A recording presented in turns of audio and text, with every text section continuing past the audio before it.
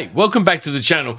I have something really thrilling to share with you today, which is we've just launched an online character generator for the Distemper tabletop role-playing game that will be getting launched on Kickstarter later this year. This was one of those core components that we'd wanted to have for a while, but man, it just eluded me getting this online or getting this complete and up and running. So in the previous instances of playtesting, we had been using a Google Sheets thing that I'd created, which was very workable, right, as you went through it, but it was very mechanical and it was very much a Google Sheets. So we have this online character generator, which you can find at distemperverse.com. If you go there, you'll find there'll be a link to it on the homepage. It'll take you to this character generator. And there's a couple of different options for this. One of them is disabled for now, which is this paradigm generation. This will come in later. This is essentially picking like a template and customizing it. But the two options that are live today, one is the backstory generation, which we'll come back to. That's what we're going to walk through today. The second one that's live right now is for more advanced users that know what they want to do and know how the game is played and can just go in and spend 20 points and build the character as they want. But the recommended version for anyone that's new to the game or wants the whole experience is backstory generation.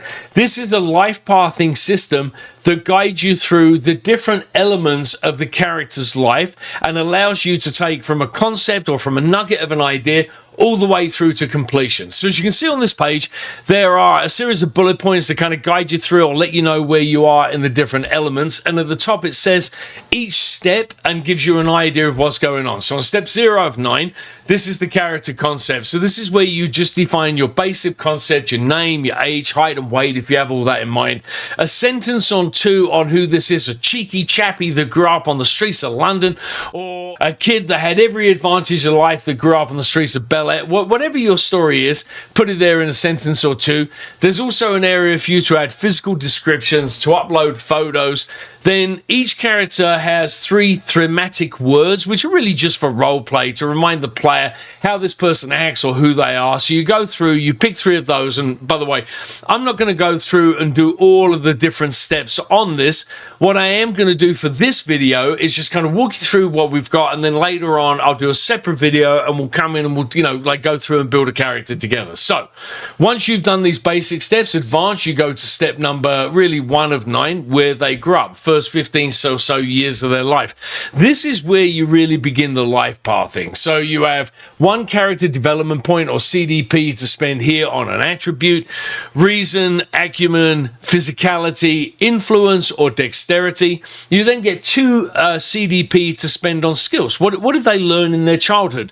Were they animal handlers? Did they spend all the time with the puppy? Did they learn to sing and dance and entertain everyone? Were they, a source of inspiration in their Cub Scout meetings? Whatever it was, note it down in 1 to 2 sentences. This all carries over to the character sheet. So when you click advanced, we'll go to step 2 of 2. And again, you'll go through from where they grew up to what they learned. You'll get a summary of what was done in previous steps. You'll get to spend another character development point on attributes. You get to spend 3 more on the skills that they learned while they were learning. Add a sentence or 2 here, click advance, go on to their hobbies and spare time. Again, a summary of what you've already spent stuff on as a reminder. Spend another character development point on an attribute. Spend 3 more on skills. Note what you did, click advance. This is where you get to talk about their profession and what they did to make money. So there's a drop down here. You can drop down and select Outlaw and then spend 2 character development points on their attributes. You can spend 4 on their skills that got them where they were as part of their career. And as you'll see here, skills that are thematically linked back to the profession are highlighted. So we picked Outlaw, so range combat, psychology, sleight of hand, stealth, lockpicking, manipulation. These are the skills that the game ties back to those professions, just thematic. So when you click advance after this, you go to Distemper is a post-apocalyptic game. So this is where you get to spend 3 character development points on what they learned after, right? The skills they picked up in order to survive when everything fell apart. Again, 1 to 2 sentences on that.